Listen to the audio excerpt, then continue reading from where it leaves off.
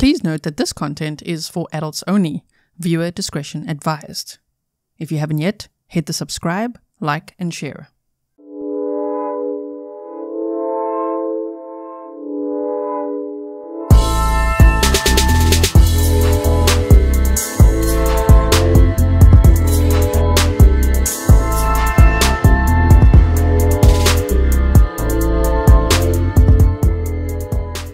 Welcome back to another episode of Grizzly True Crime.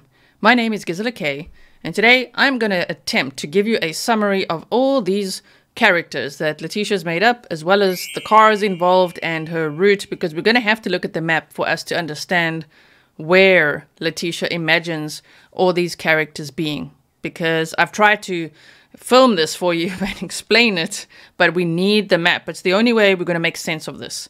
If you haven't yet followed any of the Letecia Stauch trial, then if you look at my live stream replays, which I know is like 8 hours long because it's a full trial day, don't worry. All you got to do is go to the video, and if you just scroll over it, you can see everything is timestamped for you and chaptered out. So it's really easy to navigate to witnesses that you want to hear from, to interrogation videos that you might want to see, or key moments in every single trial day.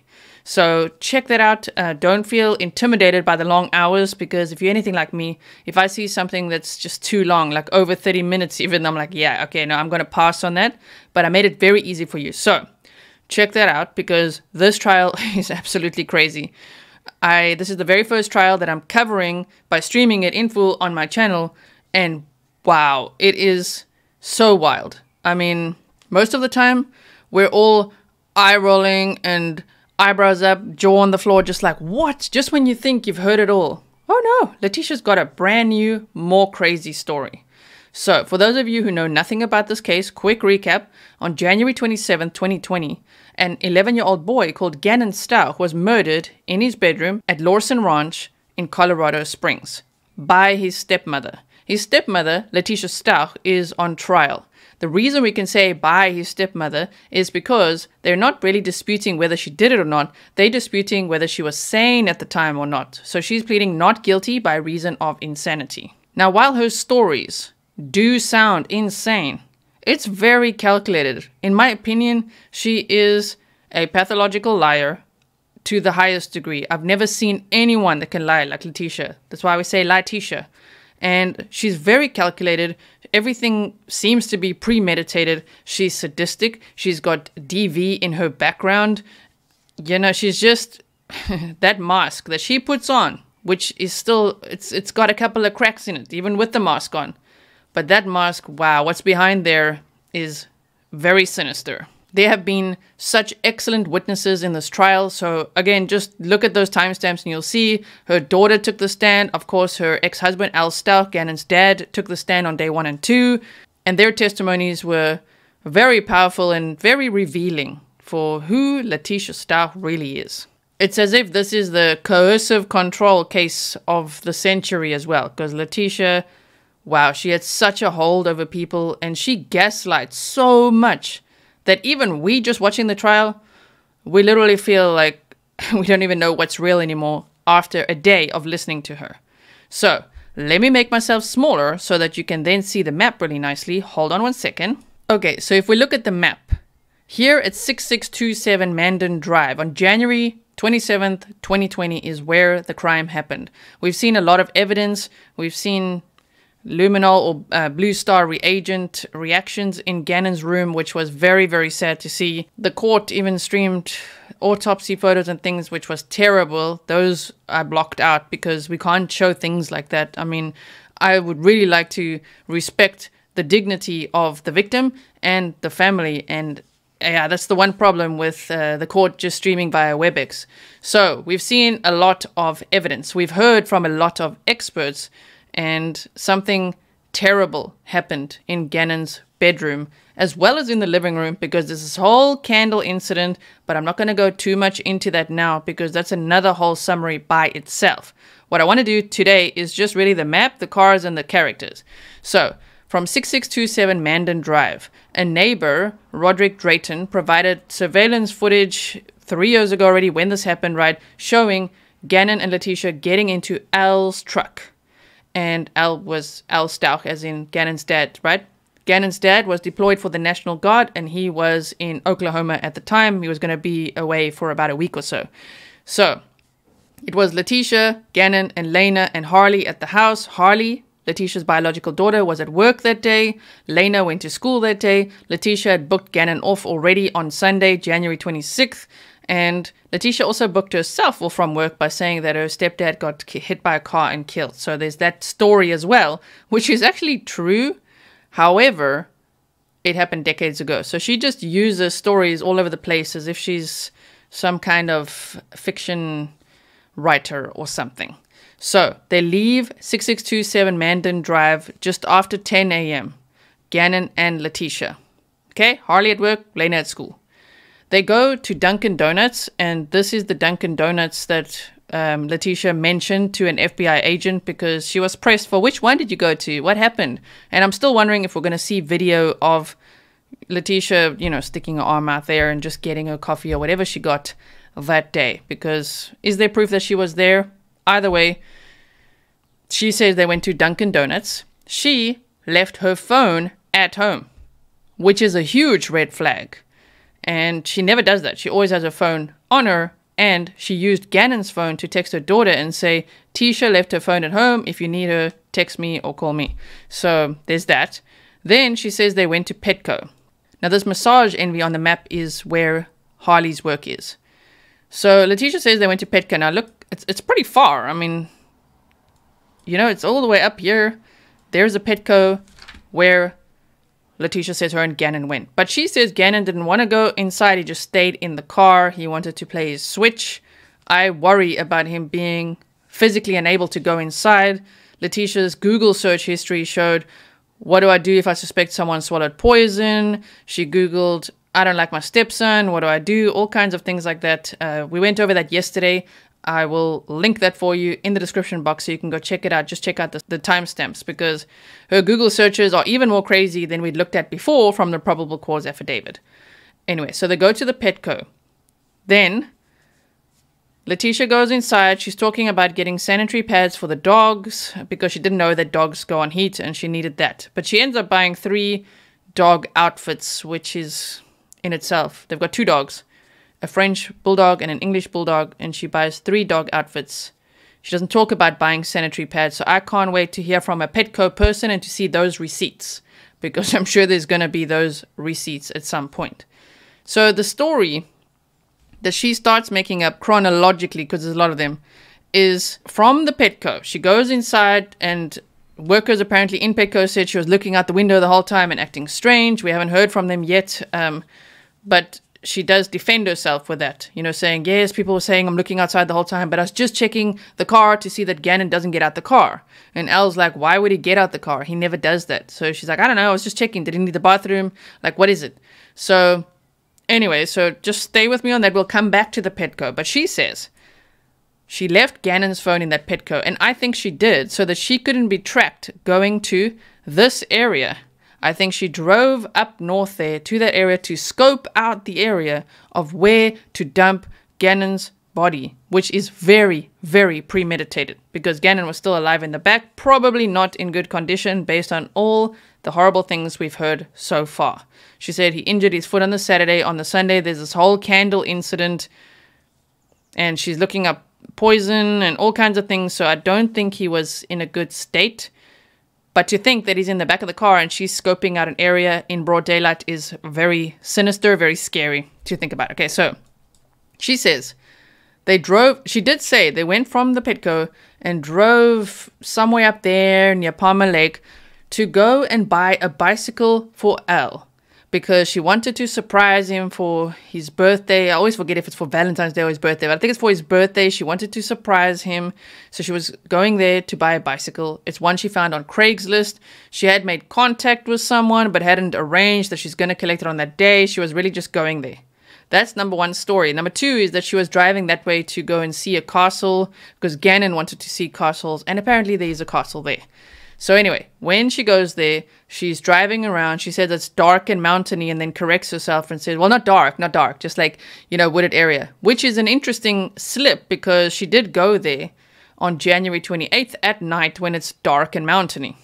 So anyway, she goes there They drive around aimlessly, according to her, can't find the warehouse. It's not even a guy that's just selling a bike at a house. It's like a warehouse. She can't find it, drives back, and they go back to Petco. Now, on the way back to Petco, her story is the Craigslist guy, so some random person she couldn't find the warehouse. The Craigslist guy was following them to the Petco. And initially, she said in a red car. Later, the story became someone was following her in a blue car. So even the colors of the car in her story changes. So they go back to the Petco, and then one of the stories is this Craigslist guy abducted Gannon. Took him from the Petco and off. That's it. He's gone. That's one story. The second story is they drive up there, can't find the warehouse, go to Petco. When she gets to the Petco, a lady who looks really, really pregnant, is what Letecia says, 8 months pregnant, gets into the passenger side of Al's truck, and she's got this big belly. And then Letecia realizes, oh, it's a belly full of cash. And what this lady is forcing her to do with a firearm is go into the Petco and act normal and just look around. Okay. And to come back out. And then and yes, this is how crazy the story is. I'm just saying what Letecia said.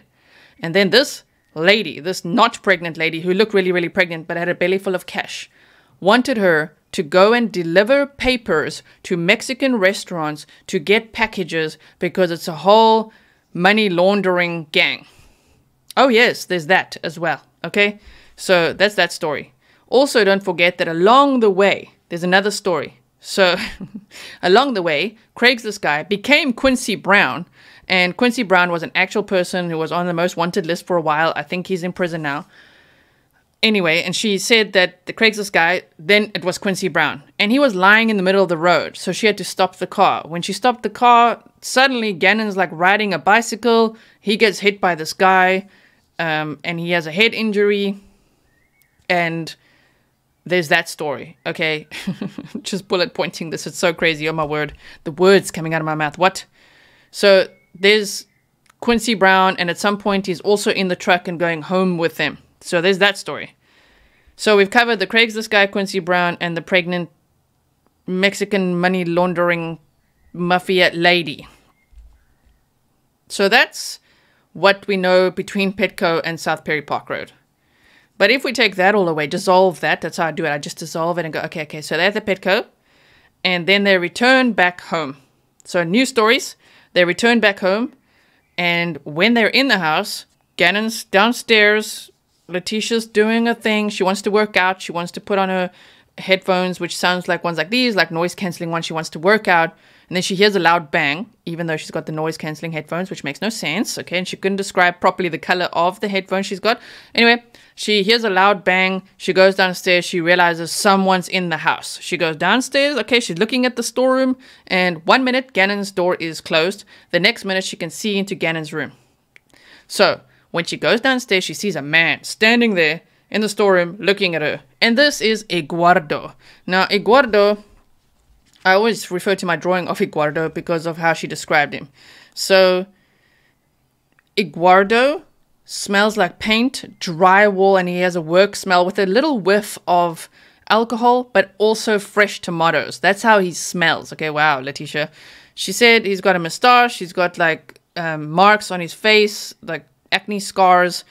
He's got a cold weather vest on with like a red line. He's got his little tool belt on and pink boots. Okay, he's also got a tattoo on one arm, and at some point she talked about a teardrop tattoo as well, because of course this has to be someone in the mafia, right? So Eduardo is now standing there, and now comes the story of Eduardo essaying her twice, like knocking her out and essaying her, and then Gannon's jumping on his back to try to save her, and he's screaming and everybody's screaming, and then Lena comes home, but Lena doesn't hear this. It's a lot. It's a lot, okay? So there's the whole Eduardo story. But now, in the recent things we heard, Eduardo becomes Uncle Matt, some guy called Uncle Matt, that Gannon is high-fiving, and, you know, Letecia thinks that everything's fine with him, but then Uncle Matt takes him. So either Eduardo came in, essayed her, and took him, or Uncle Matt came in, gave him high fives, and took him, or Quincy Brown. Eduardo, Uncle Matt, then became Quincy Brown. So Quincy Brown is there. He's in his baggy pants. He's busy with Letecia, his business card slips out of the pocket of his baggy pants, okay? And she sees there his name is Quincy Brown. He's demanding suitcases after essaying her. He demands a suitcase and he takes Gannon and the suitcase and off he goes. She said, I thought he was going to completely rob us. And beyond that, she can't really remember what happened. And then we also have another story we heard yesterday in an FBI special agent interrogation video, the day that Letecia was arrested. Because remember, she was arrested on March 2nd, 2020, and Gannon's remains were only discovered on March 17th, 2020, and by chance, by a bridge inspector.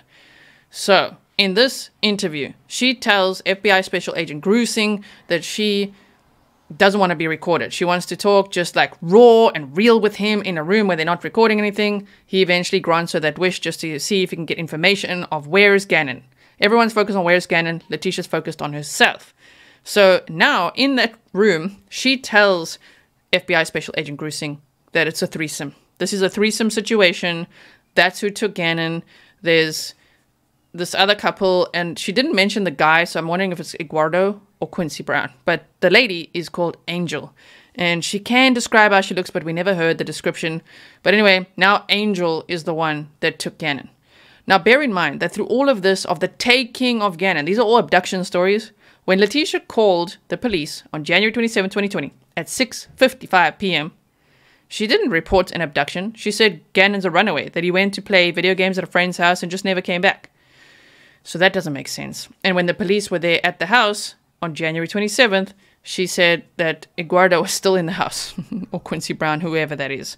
So there's that. The last person I have on this list that Letecia blames all the time, and it's disgusting. Okay, there's two actually. One is Landon, which is Gannon's biological mother. Letecia loves blaming her for everything, and even said it's her that caused him to disappear. It's her that took him. It's her fault. All of this, like, wow, the way that she goes for Landon, she is extremely jealous of Landon, which would be Al Stauch's ex-wife. Letecia can't handle, can't deal. She brings up Landon at every opportunity. And the number two would be Gannon. She blames Gannon for a lot. So either he ran away or he was trying to attack her with a box cutter. Oh yes, throughout this, Letecia's introduced a lot of things. And trigger warning, we know that Gannon had 4 lacerations from blunt force trauma, 18 sharp force injuries, and he was shot at 3 times. And Letecia also says he was burned, and she was looking up that he was poisoned. So it's really, really scary to think about all that. But in all these interviews and calls, she actually introduces, based on us now knowing, because at the time they didn't know what Gannon's injuries really were. But in hindsight, knowing what they were and hearing what Letecia says, that gets really scary, because she talks about a baseball bat, she talks about a box cutter, she talks about this candle incident and a fire that burnt Gannon, all kinds of stuff. She describes, especially watch day 12, Special Agent Grizzly. Check out the timestamps there, because that's the one I'm going to link in the description box for you, because he describes how she describes his injuries before they even knew about really what happened to him. So that's that. Now the last thing I'm going to do quickly here in this summary is the car thing, okay? Because people are very confused about the car. So this is what Letecia did. From 6627 Mandan Drive, she took her Tiguan and she drove to the Colorado Springs Airport on January 28th, 2020. She left her Tiguan there and got a rental vehicle, which was a Kia Rio. And then she picked up her husband, because he now flew back very quickly hearing that his son's missing, in that Kia Rio, and she drove him home in the Kia Rio. She then, that night, takes that same Kia Rio and drives it to the airport and leaves it in the short-term parking. Gets back in her Tiguan. Now note, Gannon's remains were in that Tiguan. So from the house, Gannon was in a suitcase, in her bag. There was a wooden plank as well. Staying at the airport for the day in short-term parking. Okay, so she goes there, fetches her Tiguan with Gannon's remains, and she drives all the way up here to this 15291 South Perry Park Road and dumps the wooden board and Gannon's remains in the suitcase. Then she's still in her Tiguan. The Kia Rio's parked in short-term parking, but she hasn't handed it in, okay? She's still renting the vehicle. So she drives her Tiguan and says to Harley, let's meet at outside your work. We're going to rent a hotel just across from your work. So Harley's like, okay. So she goes with her Tiguan to that massage envy place, parks near there because they're renting a hotel room near there. Then she says, I'm going to leave my car here. I'm going to get in your car. They get in Harley's Jetta. They go back to the house, fetch some clothes. Then they go back in the Jetta and they go to stay at a hotel right across from the massage envy place. The next day, Harley says she went to the airport, which I was always confused about. But that means Letecia left her Tiguan there still at that hotel because, you know, she cleaned it later and went with Harley in her Jetta to the airport just to drop off the keys to the rental vehicle. And when the rental company is like, well, where's the car? She's like, it's in the short-term parking, and off she went. Just chucked the keys and went. Okay? So then Harley takes her back because Harley's now going to work. Letecia then gets in her Tiguan and she goes and cleans it and everything. And that's the story of the cars. So I hope that that makes sense because that's been a whole thing with a musical sus-bus going on. That's been a whole thing to try to sort out. And yes, I'm not even adding the vans that she rented because later she rented a Nissan Altima and she got her aunt to come and rent a van as well. And she was transferring things from one van to another because she went back there. She went back there to go and fetch the suitcase on January 30th, put it back in a van that she had rented, transfer everything to another van, and then she drove to Florida. And she discarded of that suitcase and Gannon's remains off the Escambia River Bridge in Florida, in Pensacola. So there's all of that. So I hope that makes sense. Does any of this make sense?